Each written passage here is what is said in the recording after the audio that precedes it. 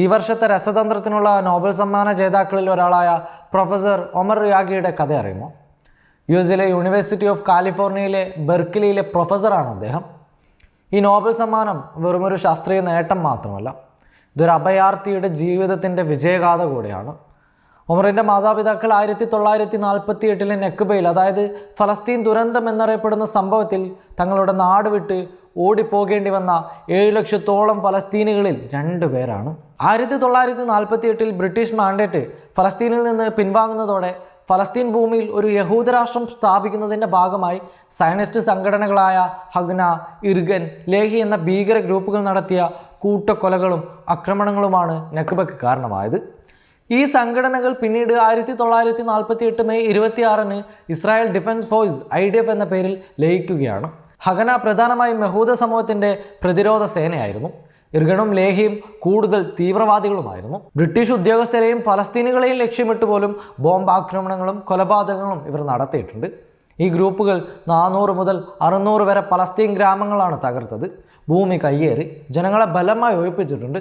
UN റിപ്പോർട്ടുകൾ പ്രകാരം 7,50,000-ലധികം ഫലസ്തീനികൾ, അന്നത്തെ ഫലസ്തീൻ അറബ് ജനസംഖ്യയുടെ പകുതിയോളം നാട് വിട്ട് ഓടിപ്പോയി. ഈ സംഭവം പിന്നീടുള്ള വംശഹത്യകളുടെയും ഭീകരതകളുടെയും മുൻഗാമിയായിരുന്നു. ഫലസ്തീനികൾക്കിടയിൽ നെക്ബ എന്ന പേരിലാണ് ഇതറിയപ്പെടുന്നത്. ഫലസ്തീനികൾക്ക് മാത്രമല്ല, ലോകത്തെങ്ങും നെക്ബ എന്ന പേരിലാണ് ഇതറിയപ്പെടുന്നത്. അങ്ങനെ 7 ലക്ഷം പേർ ഓടിപ്പോയി. നമുക്ക് അത്ഭുതം തോന്നിയേക്കാം, എങ്ങനെയാണ് ഇത്രയധികം ആളുകൾ സ്വന്തം നാട് വിട്ടത്? ഇസ്രായേൽ സയനിസ്റ്റുകൾ ഇത് നടപ്പാക്കിയത് ഭീകരവാദത്തിലൂടെയാണ്. കരുതിക്കൂട്ടിയുള്ള ആക്രമണങ്ങൾ, കൂട്ടക്കലകൾ, ഭയപ്പെടുത്തൽ തന്ത്രങ്ങൾ. ഉദാഹരണത്തിന് 1948 ഏപ്രിൽ 9 ഡെയർ യാസിൻ ഗ്രാമത്തിലെ ക്രൂരമായ കൂട്ടക്കൊല.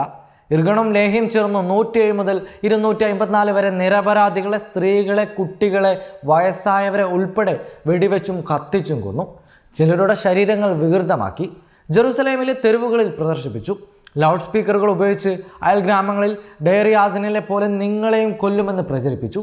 ഈ ഭീകരത ഫലസ്തീൻ ഗ്രാമീണരെ ഭയപ്പെടുത്തി, കൂട്ടപലായനത്തിന് കാരണമാക്കി. സാധാരണ കർഷകരായിരുന്ന അവർക്ക് വരാനിരിക്കുന്ന വംശഹത്യയെക്കുറിച്ച് ഒരു ധാരണയും ഉണ്ടായിരുന്നില്ല. 1948 അവസാനത്തോടെ ഫലസ്തീൻ ജനസംഖ്യയുടെ പകുതിയോളമാണ് ഒഴിപ്പിക്കപ്പെട്ടത്. കുടിയൊഴിപ്പിക്കപ്പെട്ടവർ എങ്ങോട്ട് പോയെന്നല്ലേ? ഇസ്രായേലിൻ്റെ പദ്ധതി വ്യക്തമായിരുന്നു. ഫലസ്തീൻ ഹൃദയഭൂമിയിൽ നിന്ന് അറബികളെ പുറത്താക്കി യഹൂദ ഭൂരിപക്ഷം ഉറപ്പാക്കുക. കിഴക്കോട്ട് പോയവർ വെസ്റ്റ് ബാങ്കിലേക്കോ ജോർദാനിലേക്കോ, പടിഞ്ഞാറോട്ട് പോയവർ ഗസയിലേക്കോ ഈജിപ്തിലേക്കോ.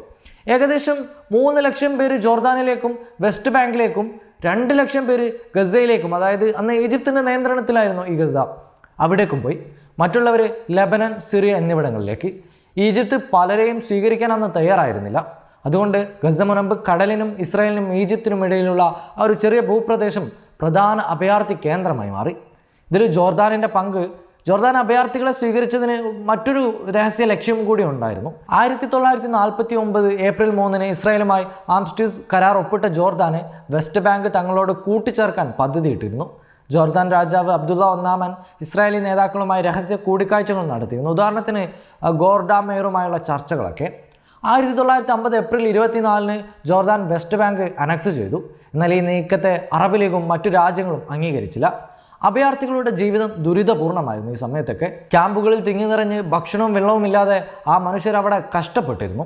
ഇനി ഒമർ റിയാഗിയുടെ ജീവിതത്തിലേക്ക് കടന്നു വരുമ്പോൾ, നെക്ബയ്ക്ക് 17 വർഷങ്ങൾക്ക് ശേഷം 1965 ജോർദാനിലെ അമ്മാനിലാണ് ഒമർ റിയാഗി ജനിക്കുന്നത്. അദ്ദേഹത്തിൻ്റെ മാതാപിതാക്കൾ ഫലസ്തീനിൽ നിന്ന്, പല റിപ്പോർട്ടുകൾ പ്രകാരം ഗസയിൽ നിന്ന് ഒഴിപ്പിക്കപ്പെട്ട അഭയാർത്ഥികളായിരുന്നു. പിതാവ് 6ാം ക്ലാസ് വരെ പഠിച്ച, മാതാവാണെങ്കിൽ അക്ഷരാഭ്യാസം പോലും ഇല്ലാത്ത ഒരു കുടുംബത്തിലെ ഒരു മുറി വീട്ടിലാണ് അവർ താമസിച്ചത്.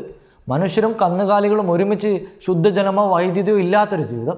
ഒമറിൻ്റെ ബാല്യകാലം ജലക്ഷാമത്തിൻ്റെ ഓർമ്മകളാൽ തിങ്ങി നിറഞ്ഞതായിരുന്നു. 15-ാം വയസ്സിൽ പിതാവിൻ്റെ നിർബന്ധപ്രകാരം അമേരിക്കയിലേക്ക് കുടിയേറി. ന്യൂയോർക്കിലെ ട്രോയിലുള്ള ഹഡ്സൺ വാലി കമ്മ്യൂണിറ്റി കോളേജിൽ ചേർന്നു.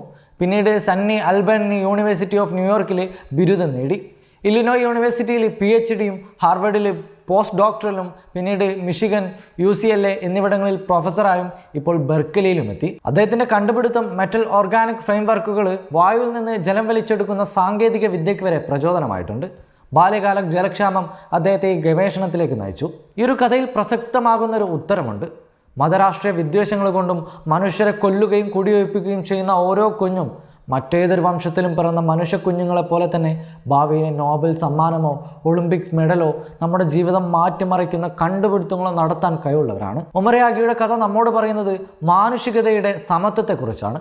ശാസ്ത്രം ഒരു ഇക്വലൈസിംഗ് ഫോഴ്സ് ആണെന്ന് അദ്ദേഹം തന്നെ പറഞ്ഞു വെക്കുന്നുണ്ട്. waytonikah.com, the exclusive Muslim matrimonial site.